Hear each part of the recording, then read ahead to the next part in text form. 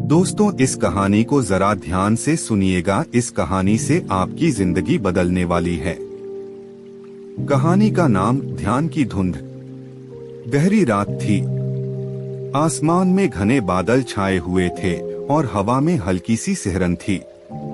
चारों ओर सन्नाटा पसरा हुआ था। केवल जंगल के झींगुरों की आवाज वातावरण को भेद रही थी। एक पहाड़ी की तलहटी में गौतम बुद्ध अपने कुछ शिष्यों के साथ एक पुरानी गुफा में ध्यान में बैठे थे।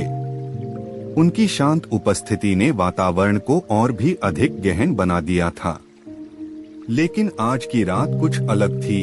एक अजीब सी बेचैनी हवा में तैर रही थी, जैसे किसी अज्ञात घटना की पूर्व सूचना हो। कुछ देर बाद बुद्ध ने धीरे धीरे अपनी आंखें खोली। उनके चेहरे पर एक अजीब सी गंभीरता थी जो बहुत कम देखने को मिलती थी। उन्होंने शांत स्वर में कहा, क्या तुमने कभी सोचा है कि इस जीवन का अंतिम सत्य क्या है? शिष्य जो अब तक ध्यानमग्न थे चौंक गए।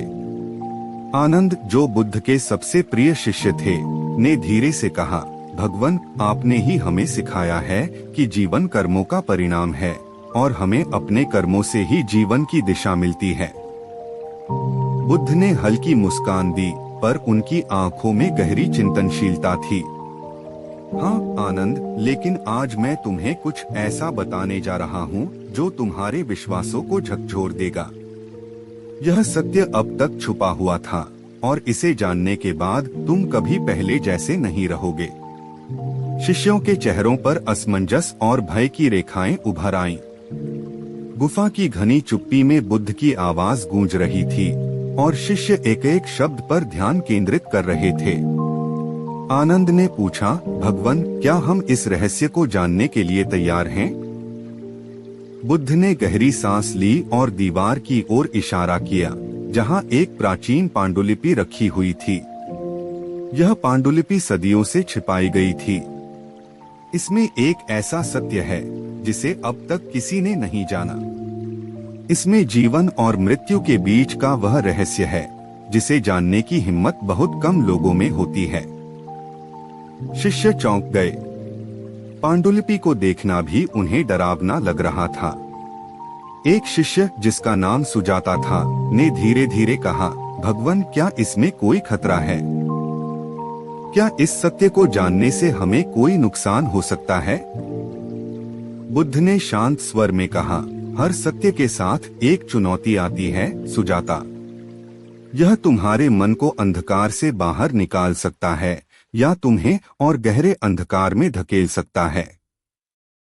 यह सत्य तुम्हारे समर्पण और साहस की परीक्षा लेगा। आनंद के दिल में भय का साया उभरने लगा। उसने झिझकते हुए पूछा, लेकिन भगवान, क्या हम इस परीक्षा को पास कर सकते हैं? क्या हम इस सत्य को संभालने के योग्य हैं? बुद्ध ने उसकी ओर ध्यान से देखा। सत्य की तलाश कोई साधारण कार्य नहीं है आनंद। जो इस मार्ग पर चलता है उसे अपने सबसे गहरे डर का सामना करना पड़ता है। लेकिन यह डर वास्तविक नहीं है, यह केवल तुम्हारे मन का भ्रम है। गुफा में अचानक से एक सरसराहट सुनाई दी, जैसे हवा का एक ठंडा झोंका अंदर घुस आया हो। शिष्य सहम गए और इधर-उधर देखने लगे। बुद्ध ने दीवार पर लगी पांडुलिपि की ओर इशारा करते हुए कहा, यहाँ से शुरू होगा तुम्हारा सबसे बड़ा अनुभव। क्या तुम तैयार हो? आनंद ने कांपते हुए पांडुलिपि की ओर कदम बढ़ाया। उसकी उंगलियां कांप रही थीं और दिल तेजी से धड़क रहा था। जैसे ही उसने पांडुलिपि को छुआ, गुफा के अंदर तेज रोशनी फैल गई। शिष्य घबराकर अपनी आंखें बंद कर लीं। और तभी एक गहरी और गूंजती आवाज गुफा के अंदर गूंजी, तुमने उस सत्य को जागृत किया है जो सदियों से सो रहा था। अब तुम्हें इसके परिणामों का सामना करना होगा।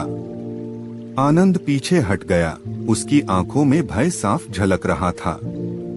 भगवान, यह आवाज किसकी है? यह कहां से आई? बुद्ध ने शांत स्वर में कहा, यह वह आवाज है जो अनंत काल से हमारे भीतर दबा हुआ था। यह वह सत्य है जो जीवन और मृत्यु के चक्र को भेदता है। यह सत्य हर इंसान के भीतर छुपा हुआ है, पर इसे जानने की हिम्मत बहुत कम लोगों में होती है। गुफा की दीवारें कांपने लगी। शिष्य भयभीत होकर इधर उधर देखने लगे। क्या हो रहा है भगवान? एक शिष्य घबराकर चीखा। बुद्ध ने शांतिपूर्वक जवाब दिया, घबराओ मत। यह सत्य तुम्हें डराने नहीं, तुम्हें मुक्त करने आया है। तभी गुफा की दीवारों पर अजीब सी आकृतियां उभरने लगीं। वे आकृतियां धुंधली थीं, लेकिन मानवीय थीं। उनके चेहरे अस्पष्ट थे और उनके शरीर हवा में तैर रहे थे। शिष्य सहमे हुए उन आकृतियों को देख रहे थे। आनंद ने कांपती आवाज में पूछा, ये कौन है भगवान? क्या ये आत्माएं हैं? बुद्ध ने गहरी सांस लेते हुए उत्तर दिया, ये वे आत्माएं हैं जो अपने जीवन में मोक्ष की राह से भटक गई थीं। ये उस चक्र में फंसी हुई हैं जिसे तुम संसार कहते हो। ये उस अज्ञान के प्रतीक हैं जो हमारे भीतर छिपा हुआ है। शिष्यों के चेहरों पर डर की लहर दौड़ गई। उनके दिलों में अजीब सा भय था। सुजाता ने कांपते हुए पूछा, लेकिन भगवान, हम इससे कैसे बच सकते हैं?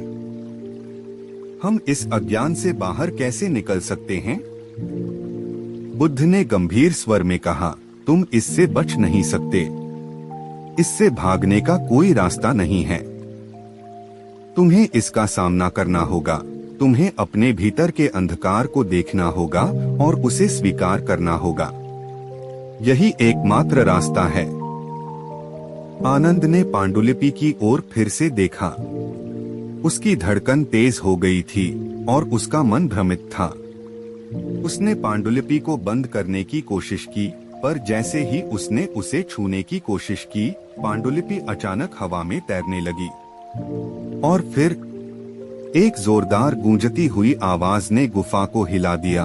अब कोई पीछे नहीं हट सकता। जो सत्य तुमने जागृत किया है वह तुम्हारे सामने है। इसे स्वीकार करो या इसके परिणाम भुगतो। गुफा के अंदर का माहौल और भी भारी हो गया। शिष्य अब कांप रहे थे, लेकिन बुद्ध की आंखों में गहरी शांति थी। उन्होंने आंखें बंद कर लीं और गहरे ध्यान में चले गए। शिष्य भी घबराते हुए ध्यान में बैठने लगे, लेकिन उनके दिलों में डर स्पष्ट था। तभी गुफा की दीवारों पर उभरती आकृतियां धीरे धीरे गायब होने लगीं। गुफा में अजीब सी शांति छा गई। एक पल के लिए जैसे समय थम गया हो। शिष्य अब भी भयभीत थे, लेकिन बुद्ध की उपस्थिति ने उन्हें थोड़ा सुकून दिया। कुछ समय बाद बुद्ध ने आंखें खोली। उन्होंने शांति से कहा, तुमने सत्य के पहले चरण को देखा है। यह वह सत्य है जो तुम्हें मुक्त करेगा, लेकिन इसके लिए तुम्हें अपनी आत्मा की गहराइयों में उतरना होगा। यह यात्रा अब शुरू हुई है। शिष्य हक्का बक्का रह गए। उनके सामने अब एक कठिन रास्ता था।